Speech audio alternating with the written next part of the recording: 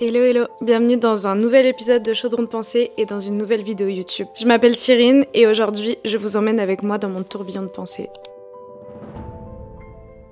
J'ai envie de vous parler d'un sujet qui m'est venu en tête à cause d'un mot que j'ai dit. En gros, pour ceux qui le savent pas, je suis illustratrice. Plus généralement, je suis artiste. J'aime créer. J'aime créer des histoires, j'aime écrire, j'aime dessiner. Enfin, vraiment, l'art, c'est une part très très importante de ma vie. Et il y a pas longtemps, j'ai parlé de production. J'ai pas dit je crée, j'ai dit en ce moment je produis. Et ça m'a fait un peu un électrochoc et j'ai eu un petit peu cette réflexion qui a découlé de ce mot que j'ai sorti. Pourtant, c'est un mot, tout ce qu'il y a de plus banal. Enfin, dire qu'on produit quelque chose, c'est pas quelque chose qui est censé nous faire tilt. Mais moi, pour le coup, ça m'a marqué parce que je me suis rendu compte que les réseaux avaient transformé l'art en usine. C'est-à-dire qu'avec Insta, TikTok, YouTube et justement ces plateformes où pour exister, t'as besoin de poster, ces plateformes qui te demandent un investissement constant, bah nous les artistes, les personnes qui ont envie de développer justement une carrière grâce à leur art, bah on se trouve bien embêtés. C'est-à-dire que pour exister en tant qu'artiste, on est obligé de poster, on est obligé de montrer qu'on fait de l'art et parfois l'essence même de la création, l'envie de créer, le besoin de s'exprimer, bah se transforme en obligation de produire. Et je trouve ça vraiment très triste. Je trouve ça malheureux parce que quand on y réfléchit, c'est pas ça l'art. En tout cas pour moi, c'est pas ça l'art. L'art c'est vraiment une extension de ma personne et je pense que tous les artistes peuvent se le dire que on fait pas ça pour exister mais on existe pour faire de l'art. Je sais pas trop si ce que je dis make sense ou quoi, mais c'est ma façon de voir la chose et quand je réalise que je crée pour en fait parce que je suis soumise à un algorithme, parce que je suis esclave d'un algorithme, ça me frustre beaucoup. Surtout qu'il y a un paradoxe qui est quand même à mettre en évidence, c'est que ces plateformes là c'est quand même une chance énorme et c'est une richesse pour les artistes que de montrer et de partager leur travail. Et c'est même un lieu où des opportunités se créent. Combien de personnes ont été démarchées sur les réseaux par des éditeurs, des collaborateurs ou quoi pour travailler parce qu'ils avaient partagé leur art sur Instagram par exemple. Et je veux bien entendre cette partie-là et c'est aussi pour ça que je poste sur les réseaux, c'est aussi pour ça que je développe tout ça parce que j'adore créer, j'adore partager, j'adore parler. C'est pour ça que j'ai une chaîne YouTube et un podcast. Mais parfois ma créativité elle est pas à 100%. Parfois je suis pas dedans. Parfois j'ai pas envie, parfois j'y arrive pas. Parfois je suis plus dans l'entraînement que dans vraiment la réalisation. Et dans ces moments-là, je culpabilise de ne pas avoir à poster. Et je culpabilise parce que j'ai peur de disparaître. Je suis désolée, mais c'est fucked up. De base, on existe pour créer de l'art, et au final, on est obligé de créer de l'art pour exister, parce que sinon, on disparaît des plateformes et les algorithmes ne nous aiment plus. Donc c'est un sujet qui est quand même assez profond, et pour le coup, ça m'a un peu trigger quand j'ai prononcé cette phrase, parce que je me rends compte que même par rapport à ma vie personnelle, ma vie amicale, ma vie familiale, je mets beaucoup ça, je mets pas ça de côté, c'est pas vrai, mais je mets quand même énormément ma future carrière en avant parce que je sais que c'est aujourd'hui que je dois mettre les bouchées doubles, c'est aujourd'hui que je dois m'investir et parfois je me demande si ça a du sens. Il y a des moments où vraiment j'en ai aucun doute, où je suis à fond, vraiment je sens que je suis habitée et je suis animée par l'inspiration et dans ces moments-là je me pose pas la question. Je me pose la question quand ces moments passent et que je suis moins dedans mais que je m'oblige à faire. Et d'un côté je me dis il y a l'autodiscipline, il y a le fait de faire même quand on n'en a pas envie, c'est hyper important pour évoluer, pour garder un rythme, pour cultiver sa créativité, cultiver son inspiration. Mais en même temps, je me dis, est-ce que je fais vraiment ça pour développer mon autodiscipline ou est-ce que je fais ça pour nourrir un algorithme qui est juste artificiel? Parce que quand on regarde, les artistes aujourd'hui sont très anxieux, ont très peur de l'avenir, que ce soit à cause de la montée des intelligences artificielles génératrices d'images, que personnellement je trouve aberrant. Enfin, je trouve ça très très choquant que ce soit légal et que les intelligences artificielles puissent voler le travail des artistes et recracher un vomi approximatif et qu'il y a des personnes qui perdent des emplois à cause de ça. Enfin bon, bref. Ça, c'est vraiment le sujet d'une autre vidéo. Mais tout ça pour dire que on est, en tant qu'artiste, de plus en plus en compétition les uns avec les autres. Mais ce qui est horrible, c'est qu'on est en compétition avec des robots. Quand je parle de robots, je parle pas forcément des intelligences artificielles, je parle vraiment des algorithmes qui nous poussent quand on les nourrit et qui nous éteignent quand on a un petit moment où voilà, on est au régime quoi. Désolée pour la métaphore sur l'alimentation, mais je trouvais que ça fonctionnait bien. C'est vraiment quelque chose qui me questionne en ce moment et j'aimerais bien savoir comment vous gérez la chose. Si jamais vous êtes artiste, si vous êtes créateur de contenu, si vous êtes, je sais pas, écrivain, photographe, même acteur, comment vous gérez cette pression constante de devoir nourrir un robot pour pouvoir exister? Parfois, je me dis qu'on a besoin d'un petit reminder. Donc, reminder numéro 1, tu es un artiste même les moments où tu crées pas. Tu es un artiste même quand t'es dans une période de ta vie où c'est un peu la page blanche, où t'arrives pas à créer, tu te sens pas productif, tu te sens pas inspiré, t'as l'impression d'avoir perdu le mojo, tu restes un artiste. Parce que c'est au fond de toi, c'est dans ton âme. Donc ça va pas disparaître, ça va pas s'évaporer, tu restes un artiste. Ou une artiste évidemment. Autre chose, ton art vaut quelque chose, même si tu fais pas plus de 15 likes. C'est pas des likes ou une vidéo qui a fait des centaines de vues qui vont mettre un prix et une valeur sur ton art. Si ça t'a fait du bien de la faire, si t'es satisfaite, satisfait, bah ça vaut quelque chose. Après tout,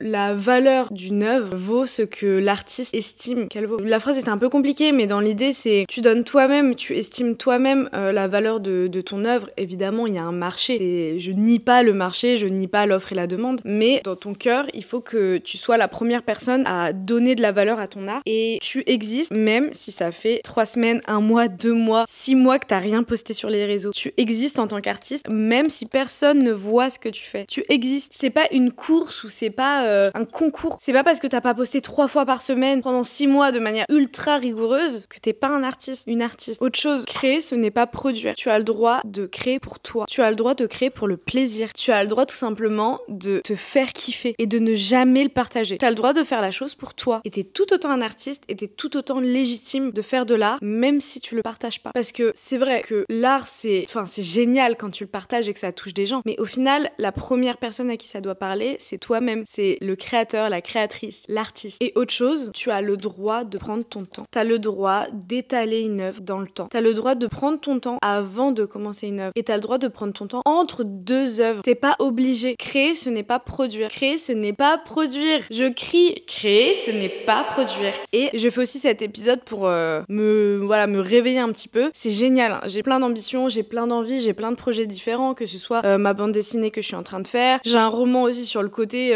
Bon, je l'alimente pas trop en ce moment parce que j'ai pas le temps. Que ce soit le podcast, les vidéos YouTube. J'ai des pop-up aussi qui vont bientôt arriver. Donc j'ai plein de choses à faire et j'ai besoin de produire. C'est clair. J'ai besoin de faire de la production parce que clairement, je vais avoir besoin de matière, je vais avoir besoin d'imprimer des choses, je vais avoir besoin de m'organiser. Donc ok, d'accord. Mais par contre, je veux pas m'entendre dire que je produis quand je crée. Par exemple, passer des commandes chez un fournisseur, je sais pas, voilà, des trucs comme ça. Ok, je veux bien employer le mot produire. Mais pas quand je suis dans une phase créative. Pas quand je suis au début de l'idée, quand je suis au début de mon imagination, de ma créativité, de mon inspiration. Je veux pas m'entendre dire que je produis. Parce que je produis pas, je crée.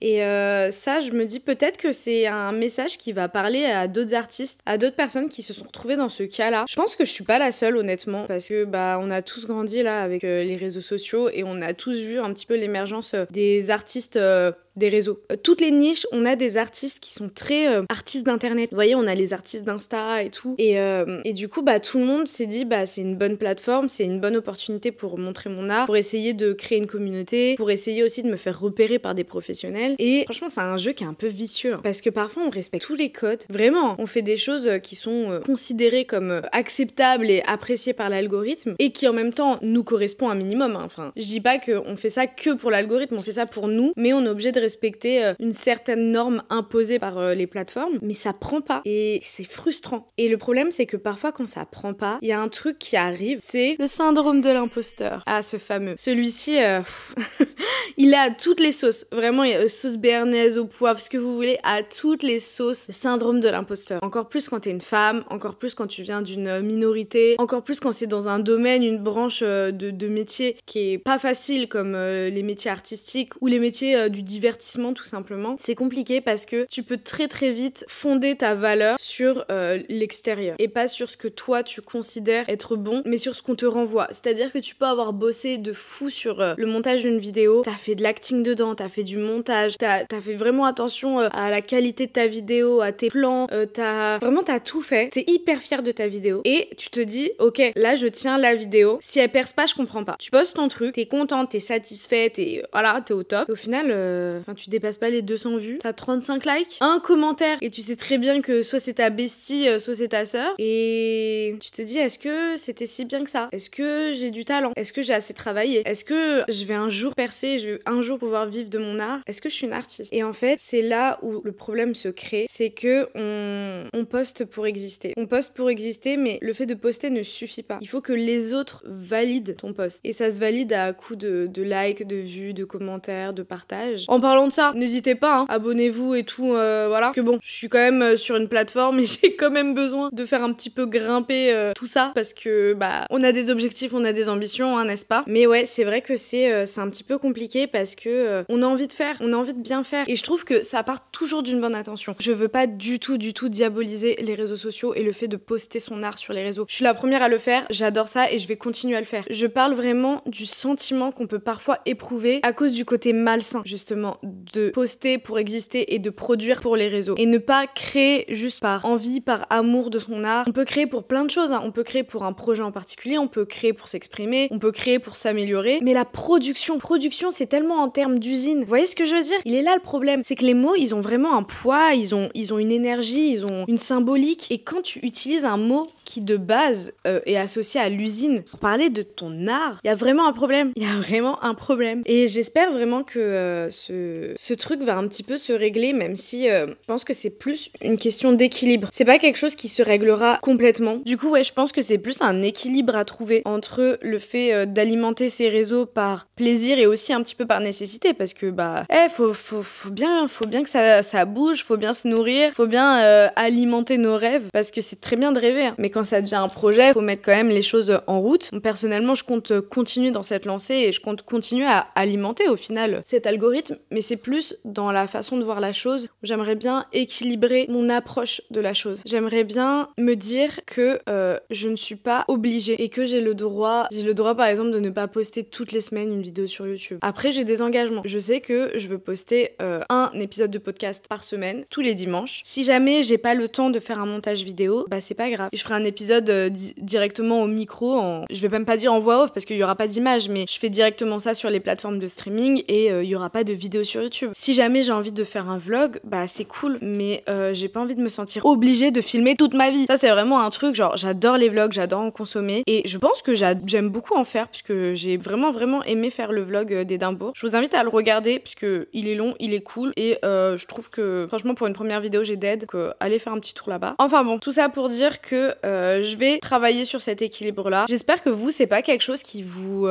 atteint trop ou qui vous embête pour créer votre art. J'espère que vous avez réussi à avoir la bonne balance. Après, je sais que c'est pas facile. Déjà de base, être artiste, c'est pas facile parce que on sait jamais, on sait jamais. Franchement, on doute constamment, on essaye d'évoluer, rester dans une zone de confort ou au contraire, toujours se réinventer. Enfin, il y a plein de problématiques et plein de choses à aborder en tant qu'artiste. Mais si en plus de ça, il y a toute la partie réseaux sociaux qui vient nous embêter et nous rajouter une difficulté, comme si c'était pas assez difficile de vivre de son art et de créer en fait tout simplement, c'est quand même quelque chose d'assez intense. Mais voilà, après j'ai plein de projets, j'ai plein de choses que j'ai énormément envie de vous partager et j'ai plein de créations. J'ai envie de faire plein de trucs, j'ai envie de créer, j'ai envie de faire rêver, j'ai envie d'inspirer et c'est vraiment ça qui nourrit mon art. C'est ce besoin, cette envie de sortir de moi, de partager au monde et de créer quelque chose auprès de la personne qui reçoit ça. Donc c'est vrai que les illustrations c'est top pour ça parce que ça permet de mettre en image des émotions, des situations et de provoquer quelque chose chez quelqu'un. Mais l'écriture c'est magique. Créer un univers, le world building c'est exceptionnel. Et quand je crée, je ressens que je crée. Je le sais, je le sens, enfin c'est mon corps.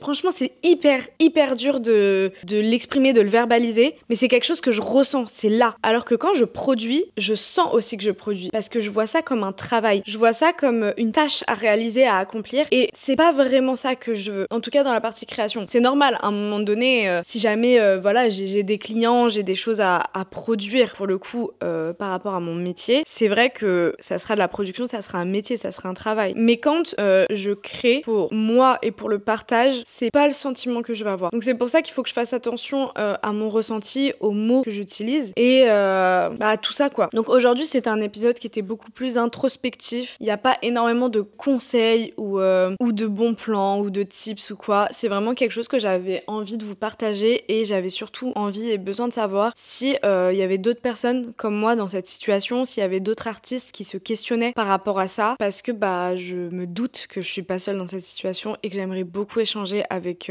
les personnes qui rencontrent les mêmes difficultés que moi. Et voilà, je pense que j'ai fait le tour de ce sujet. En tout cas, j'ai bien étendu ma réflexion là-dessus, qui ne partait que d'un mot. J'espère en tout cas que ça vous aura plu. N'oubliez pas mes petits reminders, vous êtes des artistes quoi qu'il arrive. L'important c'est d'avoir envie de créer. L'important c'est de se sentir bien et de se sentir aligné avec ce qu'on fait. Si vous avez besoin de changer, vous pouvez le faire. Rien ne vous impose de rester dans quelque chose. Que ce soit dans, je sais pas, le fait de poster 3 fois par semaine ou un style prédéfini, vous avez le droit d'évoluer et si vous vous sentez bien, vous avez le droit de rester. L'important c'est juste de se sentir aligné et j'espère en tout cas que cet épisode vous aura fait plaisir. En tout cas, moi c'est toujours vraiment un plaisir infini que de partager avec vous, que d'enregistrer ces vidéos, que de parler en fait, puisque je suis trop une pipelette. Et voilà, je pense qu'on a fait le tour. Je vous fais des gros bisous et surtout restez créatifs. Mouah!